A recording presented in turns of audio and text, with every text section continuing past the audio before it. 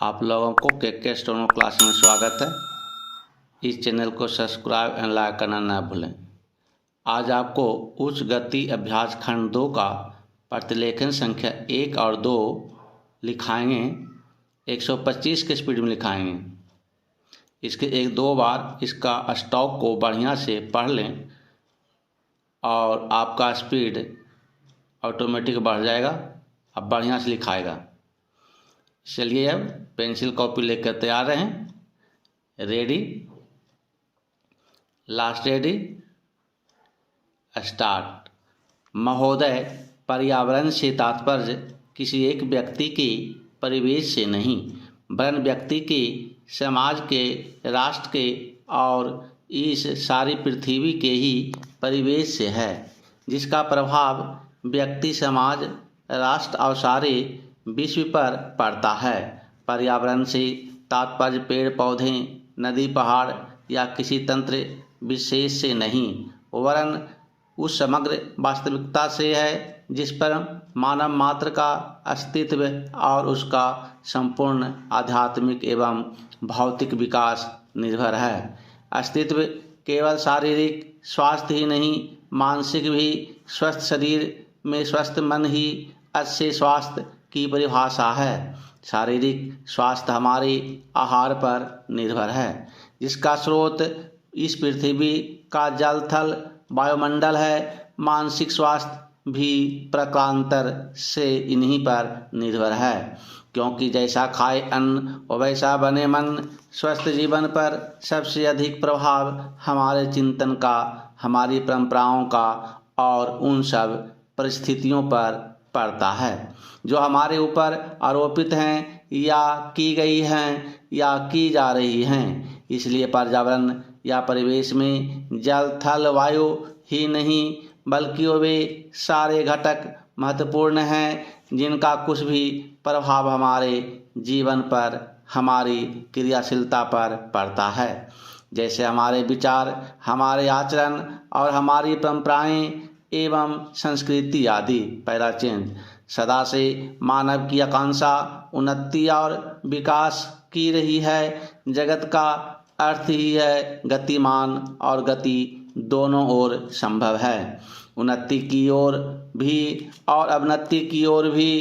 पहली तो हम प्रगति कहते हैं, दूसरी को अगति, विगति, अधोगति या दुर्गति कह सकते हैं। वास्तव में मनुष्य ऐसा जटिल प्राणी है जिसमें अनेक विरोधाभासी और असंगत प्रतीत होने वाली प्रवृत्तियां और प्रतिक्रियाएं होती हैं। वह कानून और व्यवस्था की मांग करता है, किंतु चलचित्र, दूरदर्शन आदि में स्वतः भड़की हिंसा या खेलों में युक्तिपूर्वक की गई हिंसा अथवा अनीति से मंत्रमुग्ध भी हो जाता है। मनुष्य अपनी ही जाति या वर्ग के व्यक्तियों के प्रति प्रायः बहुत अधिक प्रतिद्वंद्वी होता है, किंतु कोई बाहरी खतरा उपस्थित होने पर उनके प्रति हद से ज़्यादा सहयोगी बन जाता है। वह सड़कों पर या युद्धों में सामूहिक विनाश के प्रति उदासीन रहता है, किंतु किसी खान में फंसे हुए एक व्यक्ति या किसी कुएं में गिरे हुए एक बालक की रक्षा करने के लिए ढेरों साधन जुटा लेता है। कुछ विद्वान कहते हैं कि मनुष्य बंदर की संतान हो या न हो, किंतु उसमें खालिश बंदर की द्वैध प्रकृति प्रायः ही होती है। उसमें शाकाहारी बंदरों की भांति वृक्षों में उछल कूद करने की प्रवृत्ति तो होती ही है, साथ ही ऐसे बंदरों की स्वाभाविक जिज्ञासा भी होती है जो अत्यंत संगठित ग्रोहों में रहते हैं और भांति भांति का मांस खाने में मजा लेते हैं। मनुष्य की ऐसी परंपरा विरोधी इच्छा आकांक्षाओं से निपटना असंभव होता है, किंतु फिर भी किसी प्रकार का संतुलित मध्यम मार्ग अपनाना अनिवार्य होता है। यही बुद्धिमानी का रास्ता है। विद्वानों ने मानव की मूलभूत आवश्यकताओं को 5 स्तरों में रखा है। पहला चेंज। महोदय, जो एक के बाद एक आते हैं। शारीरिक आवश्यकताएं यथा भोजन, कपड़ा, मकान और आराम जीवन की मौलिक आवश्यकताएं हैं। दूसरे स्तर पर आती हैं सुरक्षा और भविष्य के प्रति निश्चिंतता। इसके लिए मनुष्य भांति भांति की वस्तुओं का संग्रह करता है। फिर है सामाजिक आवश्यकताएं, जैसे अपने विचार के भीतर और फिर बाहर के दूसरे लोगों के अच्छे संबंध बनाए रखने के लिए सामाजिक, आर्थिक, राजनैतिक और मनोरंजनात्मक संगठन बनाना। चौथे स्तर पर हैं अहम संबंधी आवश्यकताएं, जैसे आत्मसम्मान, आत्मविश्वास और आत्मतुष्टि आदि।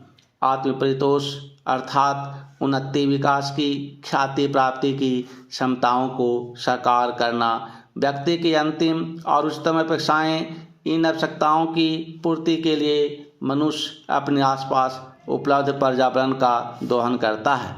जल, थल, वायु ही नहीं, पेड़ पौधों, पशु पक्षी, जीव जंतुओं तक का उपयोग करता है। सभी शक्तियों का, यहाँ तक कि सबल व्यक्ति अपने से निर्बल व्यक्तियों तक का दोहन करता है, जो शोषण की सीमा तक पहुँच जाता है। इसके लिए भांति भांति की तकनीकें और अपनाई जाती हैं। पहला चेंज, प्रौद्योगिकी ने मनुष्य को भांति भांति की आवश्यकता की वस्तुएं अभूतपूर्व प्रचुरता से देकर संतुष्ट किया है और आवश्यकता की सीमा रेखा भी खिसकाई है।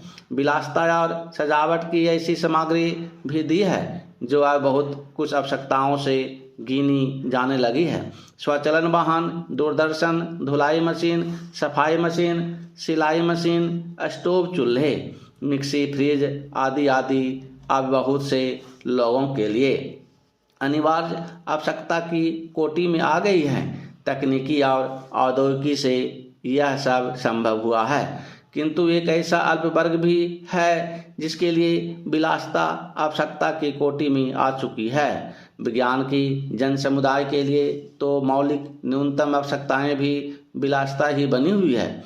औद्योगिकीकरण के सहारे मनुष्य ने जितना भी विकास किया है उसे वह उन्नति कहकर संतोष करने लगता है और अपनी द्वैत प्रकृति के कारण यह ध्यान नहीं देता कि इस विकास से वर्ग भेद पनपा है।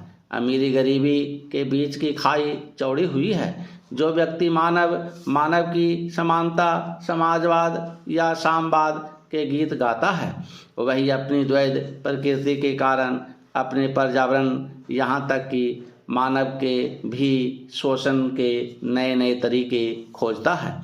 यह शोषण बलात्कार की सीमा तक पहुँच गया है। मनुष्य ने अपनी बुद्धि का प्रयोग किया, फलस्वरूप भांति भांति का औद्योगिकरण हुआ और जल, थल, वायु सब प्रदूषण के शिकार हो गए। जितना ही अधिक विकास हुआ उतना ही अधिक विनाश हुआ। प्राकृतिक संपदा का भीषण ह्रास हुआ। व्यापक वन विनाश से भूमि बंजर और मनोस्थल बन गई। एक बड़ा हवाई जहाज एक दिन में जितनी ऑक्सीजन खर्च करता है उतनी ऑक्सीजन 17,000 हेक्टेयर वन में तैयार होती है, और वन बचे ही कितने हैं।